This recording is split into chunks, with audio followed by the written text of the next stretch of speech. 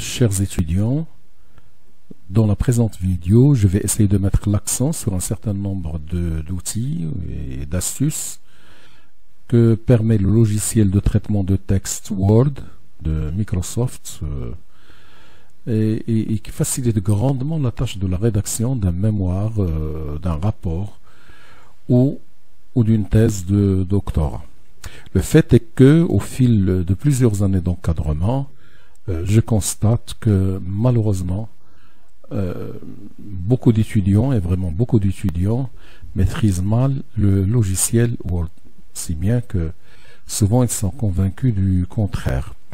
En tout cas, ce qu'il faut souligner d'emblée, c'est que ce qu'on utilise d'habitude ne représente que vraiment une petite partie, moins de 10%, à mon avis, moins de 10% des possibilités que permet Word qui sont utilisées.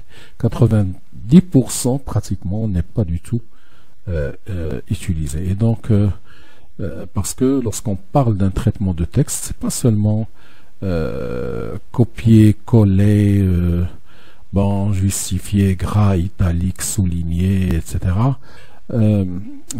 Ça, ce n'est qu'une partie peut-être infinitésimale de ce que permet de faire un traitement de texte très perfectionné comme Word de Microsoft. Bien, et donc sans tarder, je vais commencer par une première chose qui est la correction automatique. La correction automatique, c'est quoi? Je ne parle pas de la vérification de l'orthographe. Non, je parle plutôt de la correction automatique. C'est quoi la correction automatique? La correction automatique, c'est une possibilité que nous donne Word. Vous savez que quand on prend des notes personnelles, manuscrites, qu'est-ce qu'on fait? Souvent, on écrit des mots en abrégé. Ce sont des abréviations personnelles. Par exemple, l'une des abréviations les plus utilisées est vraiment ESE, qui veut dire, bien sûr, entreprise. Vous voyez bien que là, j'ai fait ESE. Dès que j'ai touché espace, Word me donne entreprise et en même temps, bien sûr, il a transformé.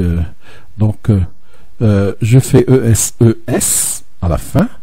Dès que je vais toucher l'espace ou bien la barre espace ou bien par exemple une ponctuation quelconque, vous allez constater que Word va me transformer ça en entreprise, comme vous voyez, en une fraction de seconde. La même chose pour un mot comme CLT, vous utilisez pour dire client. Et quand je mets avec S à la fin, je mets point par exemple, bon, ce sera client au pluriel.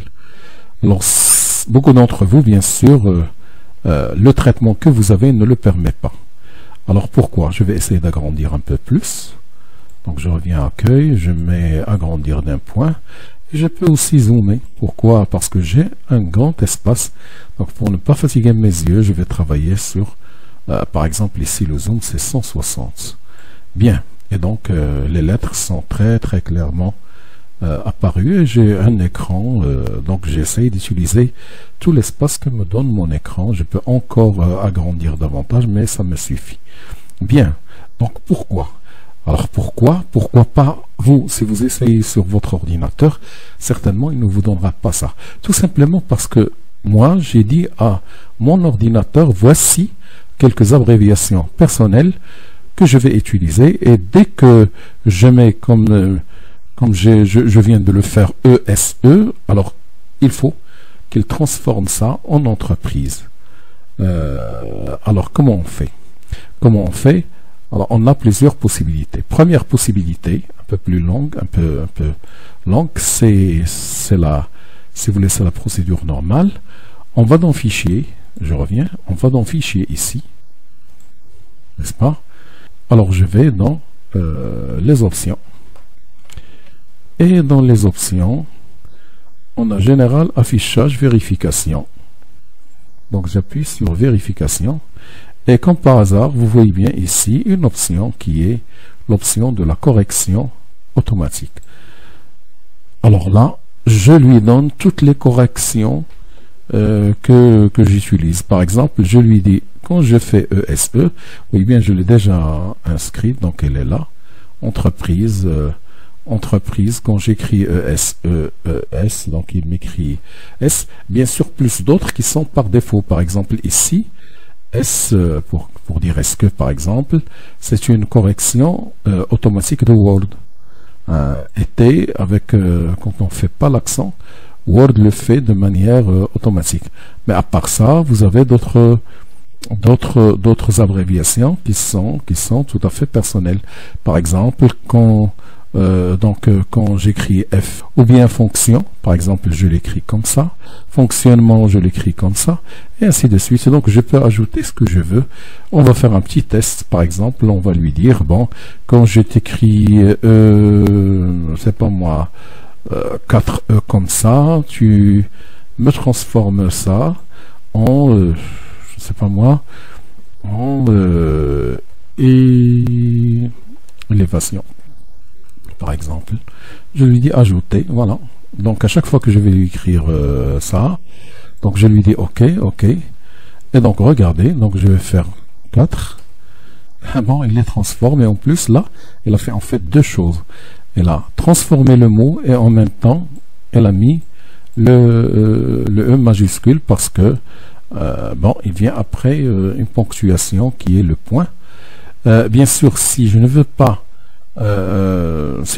qu'il fasse cette insertion, c'est très simple. Donc on va lui dire deux choses, annuler, donc ça, ou bien CTRL Z comme on voit ici, ou bien CTRL avec effacer la dernière chose qu'on a faite. Donc on va dire voilà. Donc la deuxième chose qu'il avait faite, c'est E accent, il l'a transformé de minuscule, l'a transformé en majuscule. Et là, je vais lui dire non, même la transformation qu'elle a faite en 4E, elle a changé ça en élévation, je ne veux pas. Je veux garder mes E, voilà. Donc, c'est-à-dire que ce n'est pas une correction définitive. On peut toujours l'annuler ici. Mais est-ce qu'elle reste? Oui, bien sûr, elle reste. Donc, si je reviens à la ligne, j'écris ce que je veux. Quand je fais 4E, voilà, il est toujours là. Je ne veux plus de cette... je ne veux plus de ça. Alors, je reviens à ma correction automatique. En fait, moi, je l'ai fait ici. Comme vous voyez, elle est là, dans le ruban. Et je vais vous dire juste après comment on fait pour ajouter un certain nombre de choses qui sont là en surbrillance, mais qui ne sont pas toujours en surbrillance, c'est en fonction des besoins. Là, elle est toujours, c'est parce qu'on peut y avoir besoin. Donc là, c'est un raccourci qu'on fait dans le ruban, parce que j'ai toujours besoin de ça. Donc je vais lui dire 4E, élévation, et donc là, je vais lui dire supprimer. Donc là, il me dit, ça y est, on va supprimer. Je lui dis OK. Et donc quand je vais vérifier, 4E, donc on ne l'a plus, ça y est. Et donc si je fais maintenant 4E, bon, il reste tout simplement.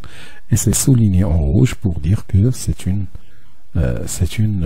faute, tout simplement. Bien, ça c'est le premier outil. Pourquoi j'ai commencé par ça? Parce que c'est la rédaction. C'est parce que dans la rédaction, on a besoin de cette correction automatique et bien sûr, on l'utilise. C'est quelque chose qu'on utilise tout le temps, et c'est très très important.